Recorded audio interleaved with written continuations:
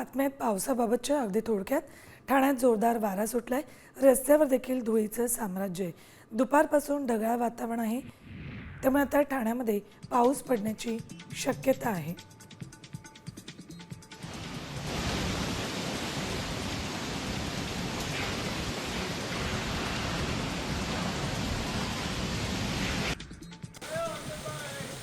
कल्याणमध्ये वादळी वाऱ्यानं प्रचंड थैमान घातले. सर्वत्र धुळीचे लोट उसळलेत. अचानक आकाश काळवंडल्यानं आणि सोसाट्याचा वारा सुटल्यानं नागरिकांची मोठी तारांब उडाली. बदललेल्या हवामानामुळे जनजीवन विस्कळीत झाले.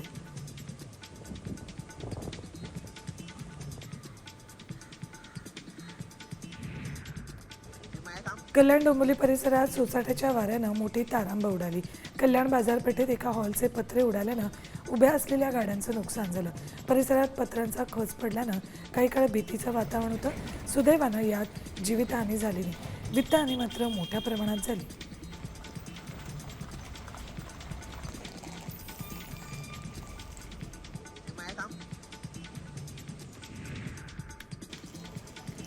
वांगणीत वादळी वाऱ्यासह जोरदार पाऊस झालाय. या पावसामुळे अनेक घरांचे पत्रे उडाले. काही झाडांच्या फांद्याही पडल्यात. वादळी वाऱ्यामुळे हायटेन्शन वायरमध्ये पत्रे अडकल्याचंही समोर आले. एका घराचा पत्रा हायटेन्शन वायरमध्ये अडकल्यामुळे मोठ्या प्रमाणात स्पार्किंग झालं.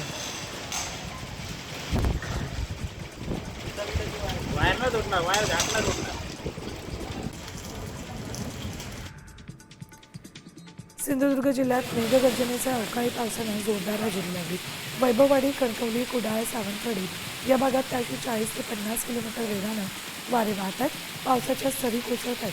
हवामान विभागानं पुढील 2 दिवसांसाठी येलो अलर्ट जारी केला.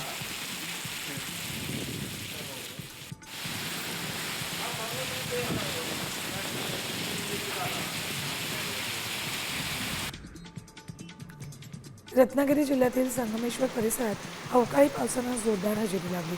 आंबा, काजूचं मोठं नुकसान झालंय. ऐन हंगामात आलेल्या पावसामुळे कोकणातील बागायतदार पुन्हा एकदा चिंतेत आहेत.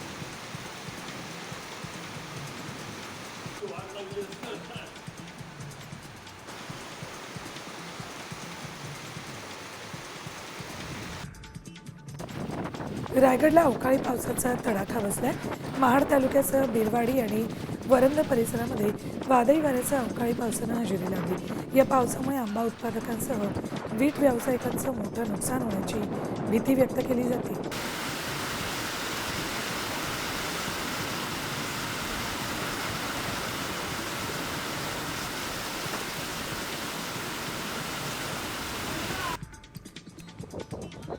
महाड तालुक्यात आलेल्या वादळी पावसामुळे जिते, बिरवाडी आणि खैराटचं अनेक गावांचं नुकसान झालं. सोसाट्याच्या वाऱ्यानं घरांवरचं छप्पर उडालं, तर अनेक ठिकाणी विद्युत तारा तुटल्यानं वीज पुरवठा खंडित झाला. अचानक आलेल्या या संकटानं नागरिक हवालदिल झाले.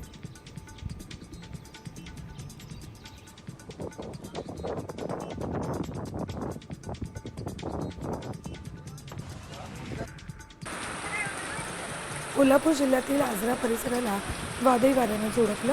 मुसळधार पावसात अनेक ठिकाणी वाऱ्यामुळे झाडं कोसळली, तर राधानगरी तालुक्यालाही अवकाळी पावसानं झोडपून काढलं.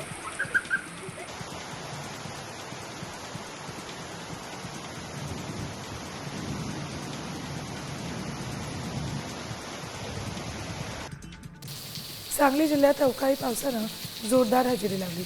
शेतीच्या मशागतीची कामं मात्र खोळंबली. खरीप हंगामाच्या तोंडावर पाऊस आला, त्यामुळे शेतकरी वर्गातून चिंता व्यक्त करण्यात येते. हवामानात अचानक गारवा निर्माण झाला.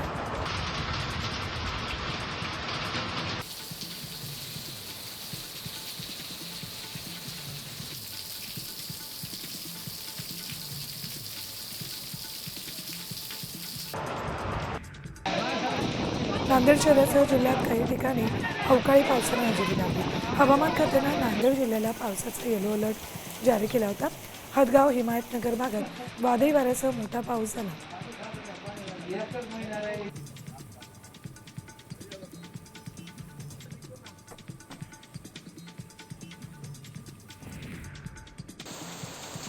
नंदुरबारच्या सातपुडा परिसरात सलग दुसऱ्या दिवशी अवकाळी पावसानं झोडपले. दडगाव तालुक्यातील काकडदा आणि खामल्यात मुसळधार पाऊस झाला, त्यामुळे रस्त्यांवर पाणी साचलं. वादळी वाऱ्यासह आलेल्या पावसामुळे नागरिकांची तारांबळ उडाली.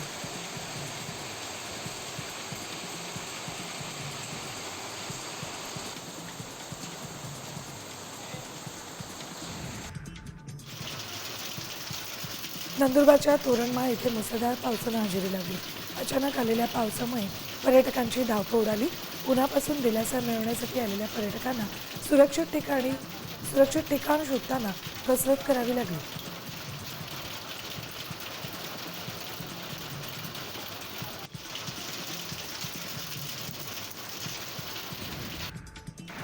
यवतमाळच्या जरी जांभळी तालुक्यातील रायपूरमध्ये अवकाळी पावसानं तडाखा दिलाय. सोसाट्याच्या वाऱ्यामुळे कोलाम वस्तीतील घरांवरील 3 पत्रे उडाल्यानं अनेक कुटुंब उघड्यावर आली. महसूल विभागानं तातडीनं पंचनामे करून नुकसान भरपाई द्यावी अशी मागणी बाधित नागरिकांनी केली.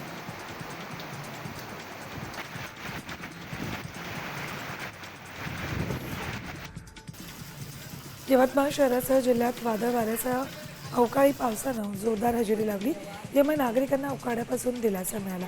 पिकांचं मात्र नुकसान होण्याची शक्यता आहे. अचानक आलेल्या पावसामुळे तारांबळ उडाली.